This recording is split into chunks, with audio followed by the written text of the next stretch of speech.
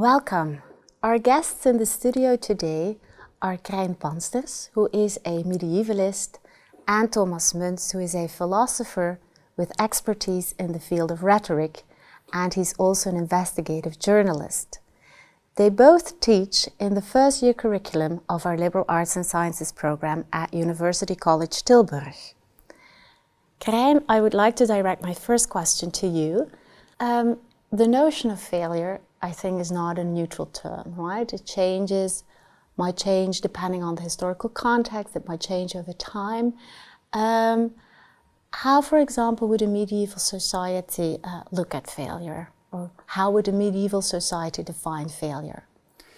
Well, in the Middle Ages there are people who fail, individuals who fail. Mm-hmm. Yes, but I think that failure as a concept, or failure as perceived by medieval society, is very social. Mm-hmm. That means that people fail with regard to the role that they have, and not so much as a person, but as the role that they have, for example, as a good knight, or a good lady, or a good monk. Mm-hmm. So failure is always social. Success is also social, and it is also moral. Mm-hmm. Because in the Middle Ages everybody believed in God, so when you fail and when you show yourself to be resilient, you do that in the face of God.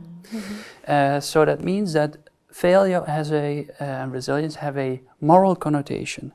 People are ashamed when they fail, of course. Mm-hmm. The psychology has changed that much. Medieval people are like us in many ways, but I think there's also an aspect of guilt. Mm-hmm. People feel guilty when they fail, because God looks at them, and society, community looks at them when they fail. Yeah. Thomas, is that very different from our modern conception of failure? Well, I would say yes and no. First, I think what's interesting in this example is how you approach it from the dominant values of society. So you look, in medieval times, those were exceptionally religious times. There was an exceptional dominance, there was a notable dominance of the church, and it was in your role vis-a-vis the church, vis-a-vis your fellow Christians, or in the eyes of God, that you could fail. So the interesting thing is, if we're going to talk about modern times, is that we have to ask, so what is it now that binds us, that defines our roles? And I would say that the interesting thing about modernity is that we're in a sense not kept together by a conception of God, or a shared conception of a lord or a king, but that we're very much bound together by, and that's very unique to modern times, by work. It's not so much prayer, it's not so much religiosity, but it is work that brings us together.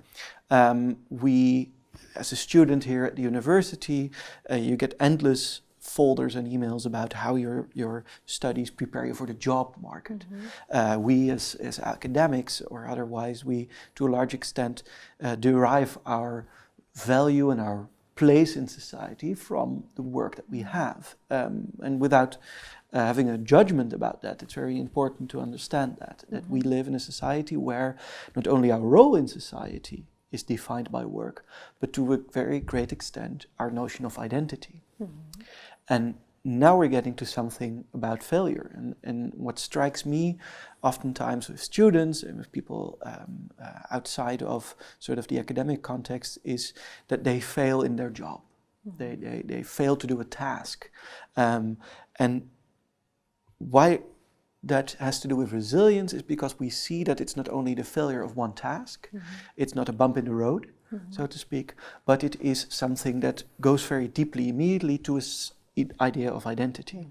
If I fail at certain assignments, if I fail at certain courses, I might even fail as a student, and that might, in the end, undermine my sense of value in the society, my position, my identity in the society. So that's why my answer is yes and no. Yes, it's similar to medieval times because we have a structure that determines our roles. But no, we have a very different structure. But still, our failure is not so much a role in the eyes of God, but it is a failure to achieve our goals that we set for ourselves, and our goals that determine our identity to become a corporate leader or a political leader. And this is a question I direct to the both of you. Does history perhaps offer tools to adequately deal with that modern, perhaps quantifiable conception of failure in a resilient manner then, so to speak? I think when you study people in history, you see that failure is inevitable. And this is what we know from our own lives, from our own experience.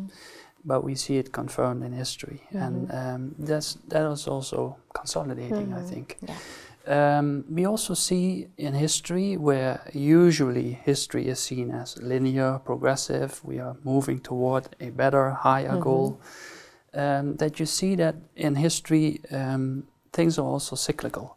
That means that after failure comes success, and after success comes failure. And it is a bit like the seasons in nature, where autumn comes after spring and so forth, and the other way around. So, and that is what we can learn again. I think there's a lesson in history also with regard to resilience, failure and success. Thank you both for being here today in our studio and for sharing your reflections on resilience, failure and success. On our project webpage, you can find more information about our academic and interdisciplinary module on failure.